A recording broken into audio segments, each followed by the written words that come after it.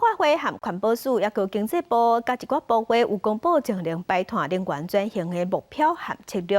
望讲2030年到时碳排放和2005年比起来，会当减2成4。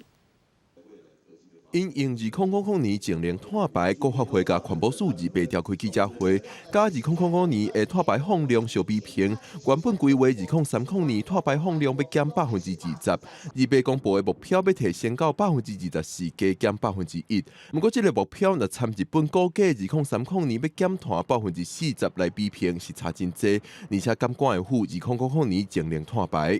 巨大的减量效果，还是要等到2030年新的一些科技跟新的应用发展出来以后，我想国际间的这个 IEA 它的估算也是这样子。每个国家的状况不同，但是现在大家有共识的是2050要达到净零。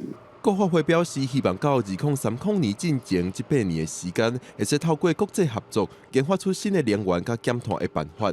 国发会估计，这使带动民间投资4兆以上，也会创造55万外的就业机会。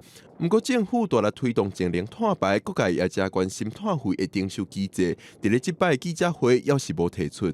如果我们定一个单纯的一个价格，那会不会造成同一个产业代价一样，所以它就转嫁给消费者，所以不会有减碳的动力。在法通过之后，我们会陆续拿出来跟大家来讨论。